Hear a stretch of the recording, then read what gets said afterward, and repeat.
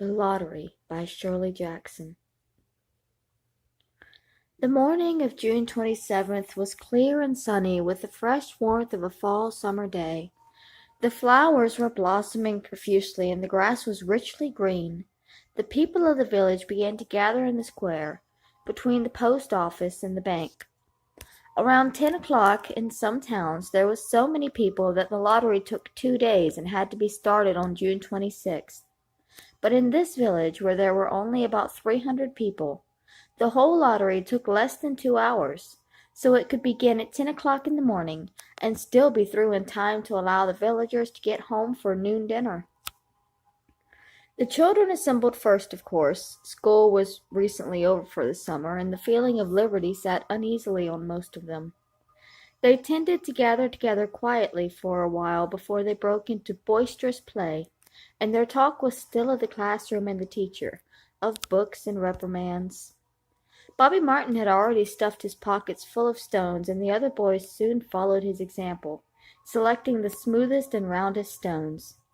Bobby and Harry Jones and Dickie Delacroix, the villagers pronounced this name Delacroix, that's how I pronounced it, sorry, eventually made a great pile of stones in one corner of the square and guarded it against the raids of the other boys. The girls stood aside, talking amongst themselves, looking over their shoulder at the boys and the small children rolled in the dust or clung to the hands of their older brothers and sisters. Soon the men began to gather, surveying their own children, speaking of planting and rain, tractors and taxes. They stood together away from the piles of stones in the corner, and their jokes were quiet, and they smiled rather than laughed. The women, wearing faded house dresses and sweaters, came shortly after their menfolk. They greeted one another and exchanged bits of gossip as they went to join their husbands. Soon the women, standing by their husbands, began to call to their children, and the children came reluctantly, having to be called 4 or 5 times. Bobby Martin ducked under his mother's grasping hand and ran, laughing, back to the pile of stones. His father spoke up sharply, and Bobby came quickly and took his place between his father and his oldest brother. The lottery was conducted, as were the square dances. The teenage club, the Halloween program, and by Mr. Summers, who had time and energy to devote to civic activities. He was a round-faced, jovial man, and he ran the coal business, and people were sorry for him because he had no children and his wife was a scold. When he arrived in the square carrying the black wooden box, there was a murmur of conversation among the villagers, and he waved and called, "Little late today, folks." The postmaster, Mr. Grave, followed him, carrying a 3-legged stool, and the stool was put in the center of the square, and Mr. Summers set the black box down on it. The villagers kept their distance, leaving a space between themselves and the stool, and when Mr. Summers said, "Some of you fellows want to give me a hand?" There was a hesitation before 2 men, Mr. Martin and his oldest son, Baxter, came forward to hold the box steady on the stool while Mr. Summers stirred up the papers inside it. The original paraphernalia for the lottery had been lost long ago, and the black box now resting on the stool had been put into use even before Old Man Warner, the oldest man in town, was born. Mr. Summers spoke frequently to the villagers about making a new box, but no one liked to upset even as much tradition as was represented by the black box.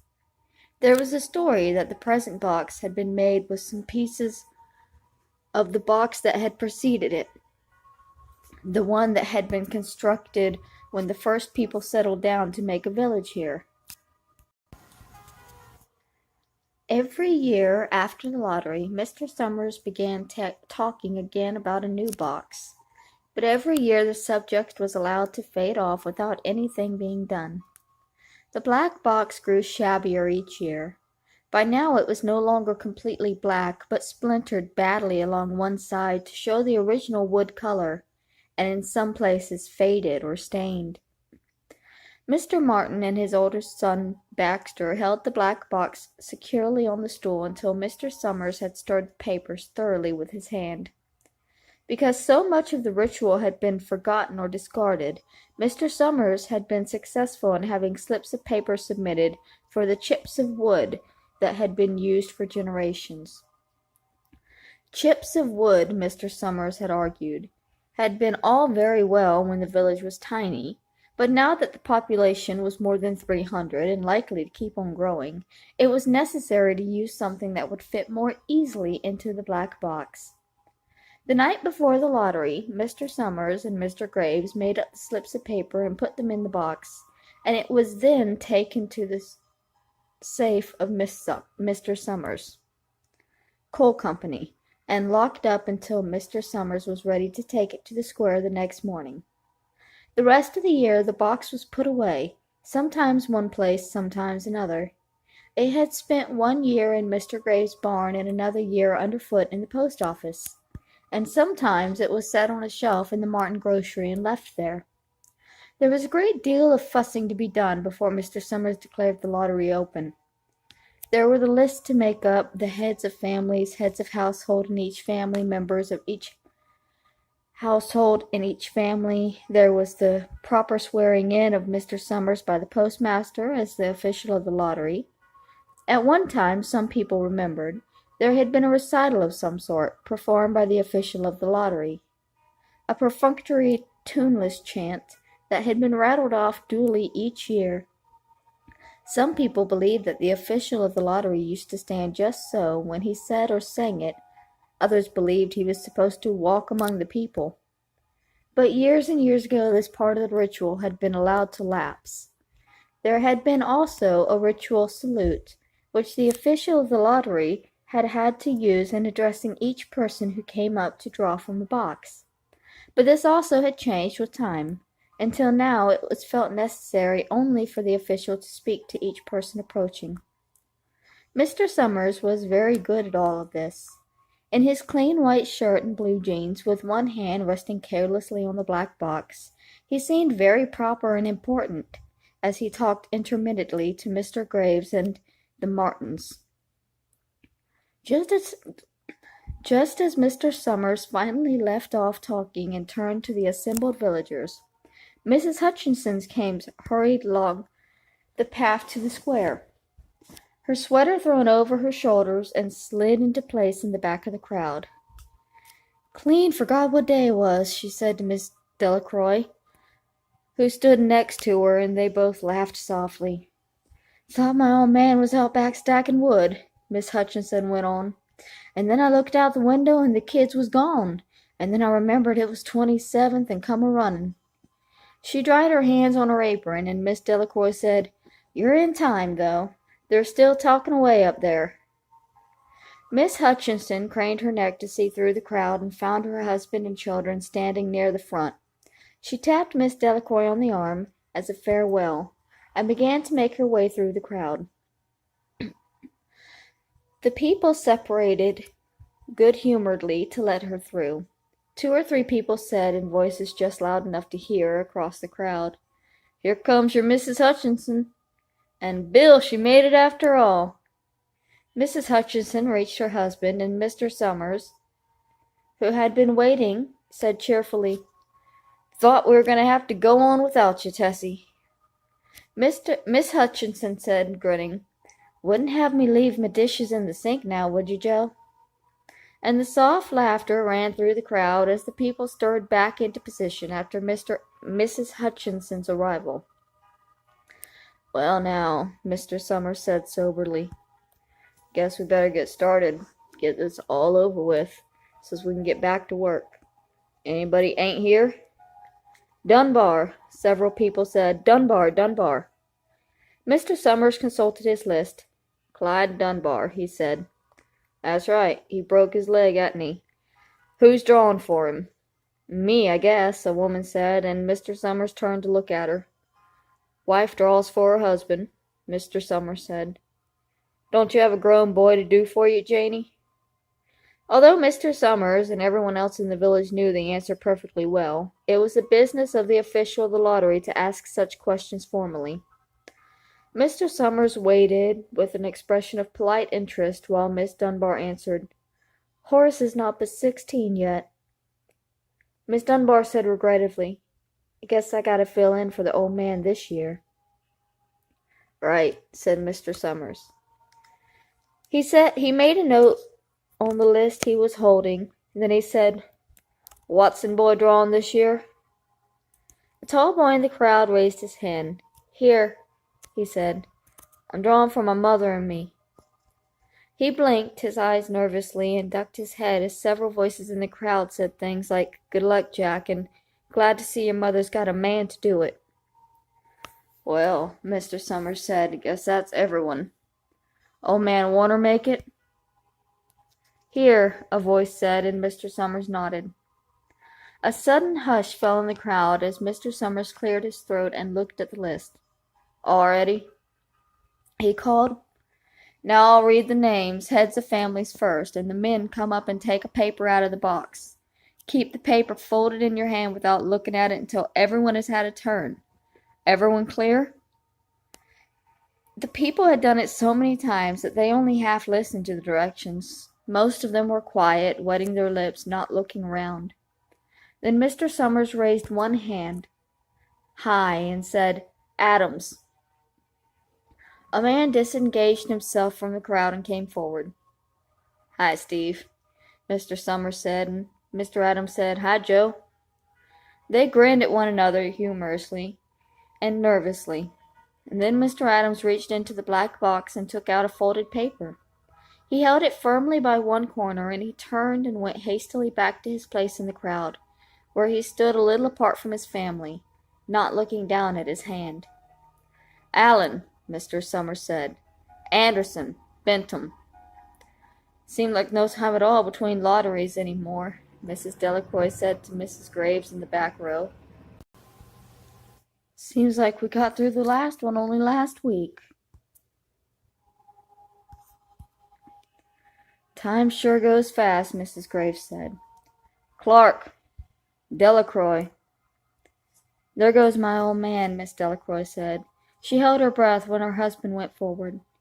"Dunbar," Mr. Summers said, and Mrs. Dunbar went steadily to the box, while one of the women said, "Go on, Janey," and another said, "There she goes." "We're next," Mrs. Graves said. She watched while Mr. Graves came around from the side of the box, greeted Mr. Summers gravely, and selected a slip of paper from the box. By now, all through the crowd there were men holding the small folded papers in their large hands, turning them over and over, nervously. Miss Dunbar and her two sons stood together, Miss Dunbar holding the slip of paper. "Harbert, Hutchinson." "Get up there, Bill," Mrs. Hutchinson said, and the people near her laughed. "Jones." "They do say," Mr. Adams said to Old Man Warner, who stood next to him, "that over in the North Village they're talking of giving up the lottery." Old Man Warner snorted. "Pack of crazy fools," he said. "Listening to the young folks, nothing's good enough for 'em. Next thing you know they'll be wanting to go back to living in caves. Nobody wants to work any more. Lived that way for a while.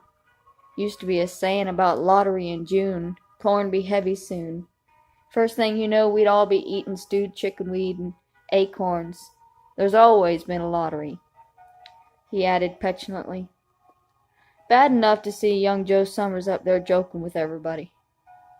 "Some places already have quit lotteries," Miss Adams said. "Nothing but trouble in that," Old Man Warner said stoutly. "Pack of young fools." "Martin," and Bobby Martin watched his father go forward. "Overdyke, Percy." "I wish they'd hurry," Miss Dunbar said to her older son. "I wish they'd hurry." "They're almost through," her son said. "You get ready to run tell Dad," Miss Dunbar said. Mr. Summers called his own name and then stepped forward precisely and selected a slip from the box. Then he called, "Warner." "77th year I've been in the lottery," Old Man Warner said as he went through the crowd. 77th time. "Watson." The tall boy came awkwardly through the crowd. Someone said, "Don't be nervous, Jack." And Mr. Summers said, "Take your time, son." Zanini.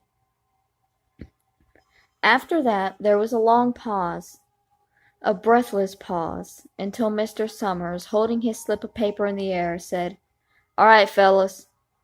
For a minute no one moved, and then all the slips of paper were open. Suddenly all the women began to speak at once. "Who is it? Who's got it? Is it the Dunbars? Is it the Watsons?" Then the voices began to say, "It's Hutchinson. It's Bill. Bill Hutchinson's got it." "Go tell your father," Miss Dunbar said to her older son. People began to look around to see the Hutchinsons. Bill Hutchinson was standing quiet, staring down at the paper in his hand. Suddenly Tessie Hutchinson shouted to Mr. Summers, "You didn't give him time enough to take any paper he wanted. I saw you. It wasn't fair." "Be a good sport, Tessie," Miss Delacroix called, and Mrs. Graves said all of us took the same chance. "Shut up, Tessie," Bill Hutchinson said. "Well, everyone," Mr. Summers said, "that was done pretty fast, and now we've got to be hurrying a little more to get done in time." He consulted his next list. "Bill," he said, "you draw for the Hutchinson family. You got any other households in the Hutchinsons?" "There's Don and Eva," Mrs. Hutchinson yelled. "Make them take their chance." "Daughters draw with their husbands' families, Tessa," Mr. Summers said gently. "You know that as well as anyone else." "But it wasn't fair," Tessie said. "I guess not, Joe," Bill Hutchinson said regrettably. "My daughter draws with her husband's family. That's only fair, and I've got no other family except the kids." "Then, as far as drawing for families is concerned, it's you," Mr. Summers said in explanation. "And as far as drawing for households is concerned, that's you too, right?" "Right," Bill Hutchinson said. "How many kids, Bill?" Mr. Summers asked formally. "3," Bill Hutchinson said. "There's Bill Jr. and Nancy and little Dave, and Tessie and me." "All right, then," Mr. Summers said. "Harry, you got their tickets back?" Mr. Graves nodded and held up the slips of paper. "Put 'em in the box, then," Mr. Summers directed. "Take Bill's and put it in too." "I think we ought to start over," Miss Hutchinson said as quietly as she could. "I tell you it wasn't fair. You didn't give him time enough to choose. Everybody saw that." Mr. Graves had selected the 5 slips and put them in the box and dropped all the papers but those onto the ground, where the breeze caught them and lifted them off. "Listen, everybody," Mrs. Hutchinson was saying to the people around her. "Ready, Bill?" Mr. Summers asked, and Bill Hutchinson, with one quick glance around to his wife and children, nodded. "Remember," Mr. Summers said, "take the slips and keep them folded until each person has taken one. Harry, you help little Dave." Mr. Graves took the hand of the little boy, who came willingly with him up to the box. "Take the paper out of the box, Davy," Mr. Summers said. Davy put his hand into the box and laughed. "Take just one paper," Mr. Summers said. "Harry, you hold it for him." Mr. Graves took the child's hand and removed the folded paper from the tight fist and held it while little Dave stood next to him and looked up at him wonderingly. "Nancy next," Mr. Summers said. Nancy was 12, and her school friends breathed heavily as she went forward, switching her skirt, and took a slip daintily from the box. "Bill Jr.," Mr. Summers said, and Billy, his face red and his feet over large, nearly knocked the box over as he got a paper out. "Tessie," Mr. Summers said. She hesitated for a minute, looking around defiantly, and then set her lips and went up to the box. She snatched a paper out and held it behind her. "Bill," Mr. Summers said, and Bill Hutchinson reached into the box and felt around, bringing his hand out at last with a slip of paper in it. The crowd was quiet. A girl whispered, "I hope it's not Nancy," and the sound of the whisper reached to the edges of the crowd. "It's not the way it used to be," Old Man Warner said clearly. "People ain't the way they used to be." "All right," Mr. Summers said. "Open the papers. Harry, you open little Dave's." Mr. Graves opened the slip of paper, and there was a general sigh through the crowd as he held it up, and everyone could see that it was blank. Nancy and Bill Jr. opened theirs at the same time, and both beamed and laughed, turning around to the crowd and holding their slips of paper above their heads. "Tessie," Mr. Summers said. There was a pause, and then Mr. Summers looked at Bill Hutchinson, and Bill unfolded his paper and showed it was blank. "It's Tessie," Mr. Summers said, and his voice was hushed.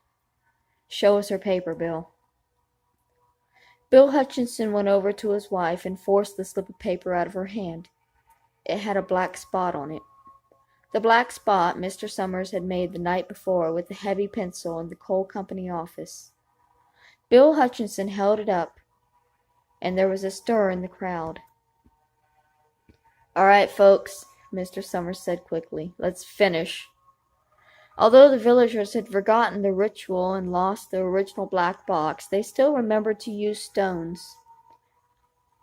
The pile of stones the boys had made earlier was ready. There were stones on the ground with the glowing scraps of paper that had come out of the box. Miss Delcroix selected a stone so large she had to pick it up with both hands, and turned to Mrs. Dunbar. "Come on," she said, "hurry up." Miss Dunbar had small stones in both hands, and she said, gasping for breath, "I can't run at all. You'll have to go ahead, and I'll catch up with you." The children had stones already, and someone gave little Davison Hutchinson a few pebbles. Tessie Hutchinson was in the center of a cleared space by now, and she held her hands out desperately as the villagers moved in on her. "It isn't fair!" she screamed. A stone hit her on the side of the head. Old Man Warner was saying, come on, everyone." Steve Adams was in the front of the crowd of villagers, with Mrs. Graves beside him. "It isn't fair, it isn't right," Mrs. Hutchinson screamed, and then they were upon her.